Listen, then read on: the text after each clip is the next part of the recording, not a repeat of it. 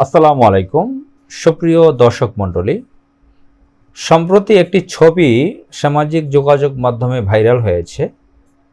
আর সেই ছবিটা হচ্ছে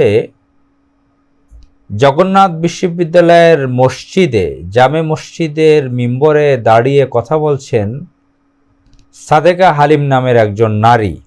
তিনি ওই বিশ্ববিদ্যালয়ের ভাইস চ্যান্সেলর।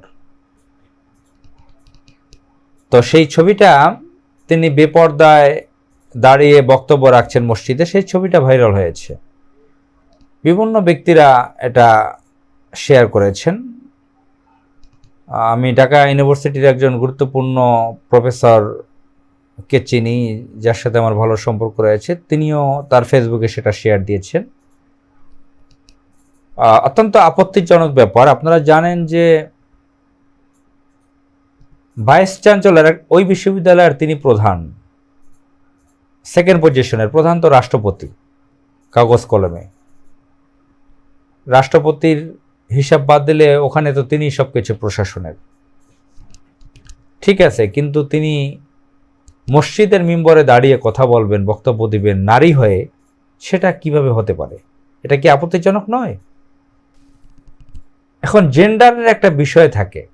ধরেন একজন প্রধানমন্ত্রী রাষ্ট্রপতি হয়েছেন, তিনি নারী জেন্ডার। তিনি যখন ডাক্তার দেখাবেন, ডাক্তার তো শিরোনামে প্রেসক্রিপশনে অনেক কিছু লিখে, বয়স লেখে, নাম লেখে, সেক্স লেখে। যদি সে নারী জেন্ডার হয় ফিমেল লেখে, পুরুষ জেন্ডার হলে মেল লেখে। এরপরে আনুষঙ্গিক আরও কিছু লেখে, তার বিপি লেখে, ও ওয়েট লেখে, এগুলো আছে। তো উপরের দিকে এজ, নেম এবং জেন্ডার, এই তিনটা তো একদম কমন বিষয়। যদি অ্যাঞ্জেলা মার্কেল ধরেন প্রধানমন্ত্রী ছিলেন জার্মানির, তিনি যদি ডাক্তারের কাছে যেতেন, তো তার ফিমেল, তার প্রেসক্রিপশনে তো তাকে জেন্ডার ফিমেলই লিখতে হতো, তিনি তো পুরুষ নয়। এখন যিনি আমেরিকার ফার্স্ট লেডি, তাকে ফার্স্ট লেডি কেন বলা হয়?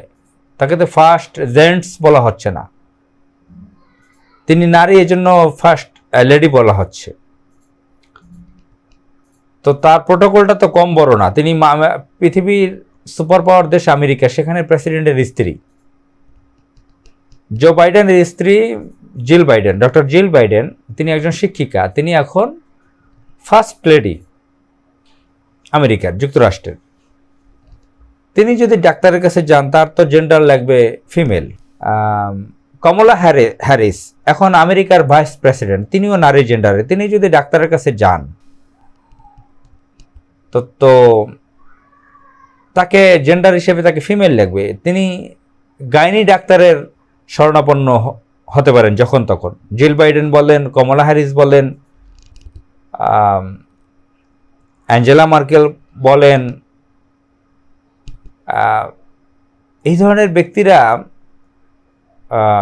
নারী প্রভাবশালী, বিশ্বের প্রভাবশালী নারী ব্যক্তিরা যখন নানান ধরনের ডিজিজে পড়তে পারেন, তখন তাদের গাইনি ডাক্তারের কাছে প্রয়োজন হতে পারে যেতে।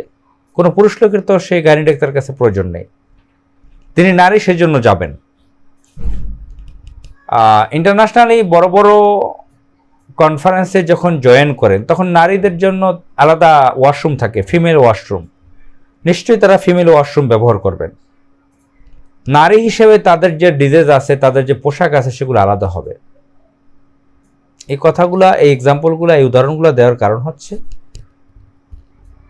তিনি ভাইস চ্যান্সেলর হয়েছেন, ঠিক আছে, ওই ইউনিভার্সিটির প্রধান। রাষ্ট্রপতি তো আর ওখানে যাই অফিস করে না, তিনি নামে মাত্র প্রধান, সেখানের চ্যান্সেলর, ভাইস চ্যান্সেলর। তিনি কি সব জায়গায় গিয়ে ওস্তাদি করবেন? সব জায়গায় কি তিনি দাঁড়াতে পারবেন? তো তিনি ভাইস চ্যান্সেলর, সেজন্য মসজিদে গিয়ে, ধর্মীয় প্রতিষ্ঠান, অত্যন্ত সেন্সিটিভ জায়গা, সেখানে দাঁড়িয়ে তিনি বেপর্দায় দাঁড়িয়ে বক্তব্য দিয়েছেন। এটা সামাজিক যোগাযোগ মাধ্যমে বেশ ছড়িয়ে গেছে, ভাইরাল হয়েছে। এটা গণ্ডমূর্খতার পরিচয় দিয়েছেন তিনি। যদিও ভাইস চ্যান্সেলর, অনেক বিদেশি ডিগ্রিও তার থাকতে পারে, তিনি ঢাকা ইউনিভার্সিটির একটা ডিপার্টমেন্ট চেয়ারম্যান, সোসিওলজি ডিপার্টমেন্টের চেয়ারম্যান ছিলেন যতটুকু জানি। তার বাবার ফজলুল সাহেব ঢাকা ইউনিভার্সিটির ভাইস চ্যান্সেলর ছিলেন, ফজলুল হালিম সাহেব। তিনি অনেক হায়ার এডুকেটেড ব্যক্তির ছেলে, তার পরিবারের লোকজন অনেক হায়ার এডুকেটেড, আমরা জানি সেগুলো। তিনি টেলিভিশন টকশোতে অনেক কথা বলেন, নারীবাদী কথা বলেন, এবং এটাও জানি তিনি অত্যন্ত কট্টর আওয়ামী লীগের একজন নারী। তার সত্য কথা বলতে তাকে দেখি না। নারী নির্যাতন,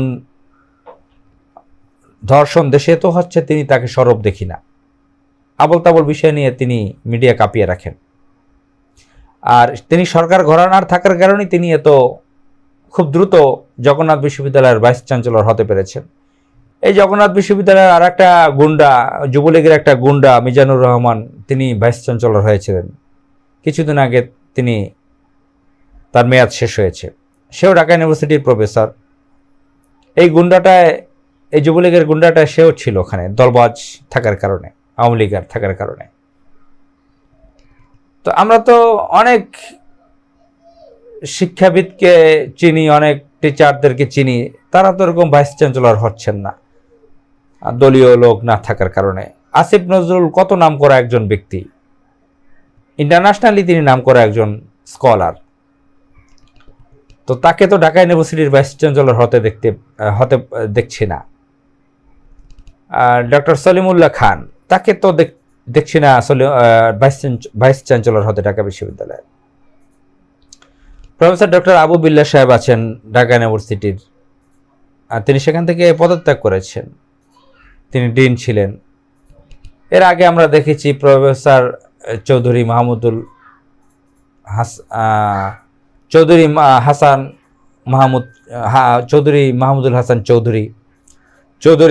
হাসান, তিনি ফার্মেসি ডিপার্টমেন্টের ডিন ছিলেন। প্রফেসর ডক্টর আব্দুর রব ছিলেন। এখন চট্টগ্রাম বিশ্ববিদ্যালয়ের ইয়াহিয়া সাহেবকে দেখি, আমেনা মহসিন ম্যাডামকে দেখি, তিনি ঢাকা ইউনিভার্সিটির যতটুকু জানি তিনি সরকার ও রাজনীতি বিভাগের একজন প্রফেসর ঢাকা ইউনিভার্সিটির।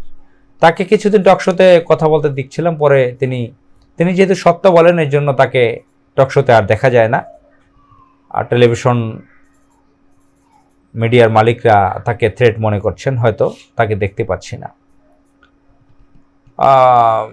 ডক্টর নূরজাহান সরকার আছে, তিনি প্রাণীবিদ্যা বিভাগের চেয়ারম্যান ছিলেন ঢাকা বিশ্ববিদ্যালয়ের।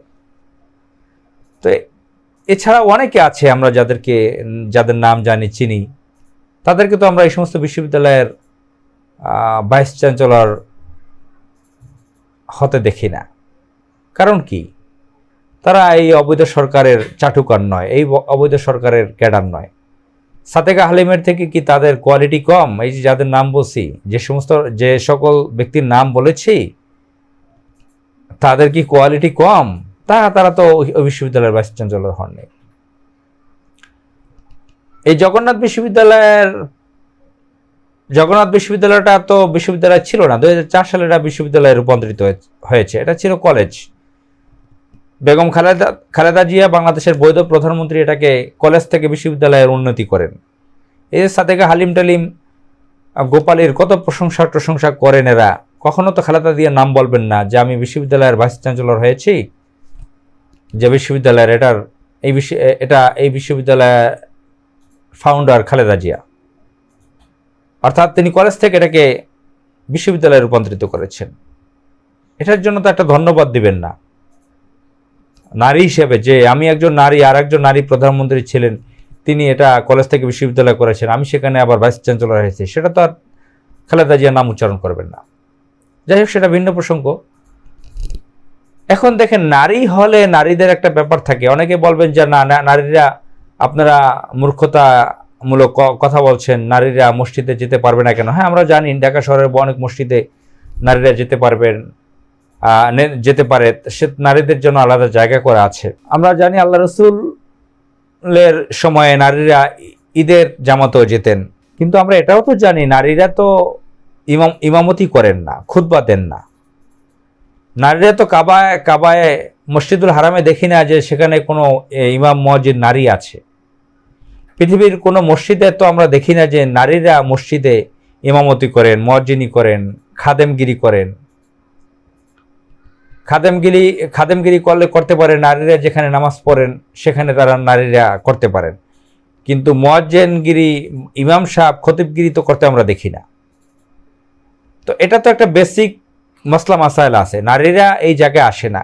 কোনো নারীরা তো নবী হিসেবে আসেন নাই পৃথিবীতে। হজরত আদম আলাইসাল্লাম থেকে শুরু করে আমাদের প্রিয় নবী হজরত মুহাম্মদ সাল্লাল্লাহু আলাইহি সাল্লাম পর্যন্ত সকলেই ছিলেন পুরুষ ব্যক্তি। সকল নবী রাসূলগণ যাদের উপর কিতাব, বিভিন্ন ধরনের আসমানি কিতাব নাজিল হয়েছিল, নবী এবং রাসূল সকলেই ছিলেন পুরুষ ব্যক্তি। এবং মসজিদগুলোতে বা ঈদের খুতবা দেওয়া, ঈদের জামাতে ঈদের নামাজ পড়ানো, এসব বিষয়গুলো তো পুরুষের জন্য নির্ধারিত জেনেটিক্যালভাবে, অর্থাৎ এক জেন্ডার ভিত্তিকভাবে আল্লাহ তাআলা এভাবেই নিয়ম করে দিয়েছেন। মানে আল্লাহ তাআলা এই সিস্টেম দিয়েছেন আমাদের মুসলমানদের জন্য। তো সুতরাং জগন্নাথ বিশ্ববিদ্যালয়ের ভাইস চ্যান্সেলর হয়েছে তাই বলে কি তিনি সেই মসজিদে দাঁড়িয়ে, মেম্বরে দাঁড়িয়ে কথা বলবেন? এই ধৃষ্টতা সাদেকা হালিম দেখিয়েছেন আওয়ামী লীগের ইন্ডিয়ান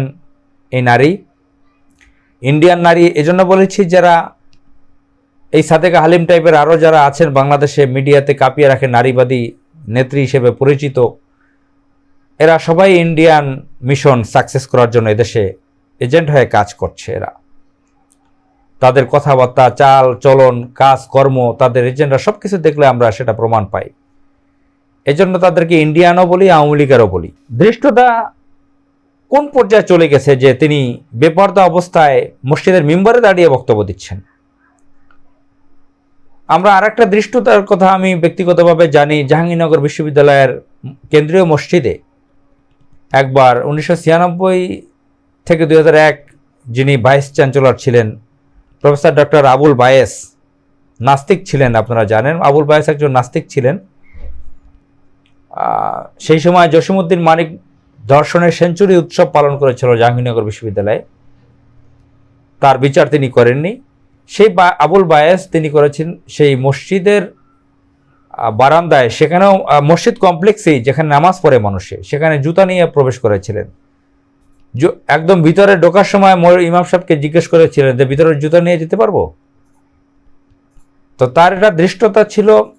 তিনি নাস্তিক ছিলেন, তিনি কোনো সময় মসজিদে ঢুকতেন না। মসজিদে যে কিভাবে খালি পায়ে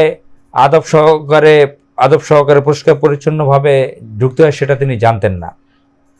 তারপরে তো তার জেন্ডার ছিল পুরুষ, কিন্তু এই সাদেকা হালিম একজন নারী জেন্ডার হয়ে তিনি নিজেকে বুঝালো যে তিনি যে আমি নারীরা সব কিছু পারে। এটা কি সম্ভব? বা মসজিদে ঢুকে গিয়ে মিম্বরে দাঁড়িয়ে নারীরা বক্তব্য দিবে, এটা কোন সোসিওলজিতে তিনি পেয়েছেন?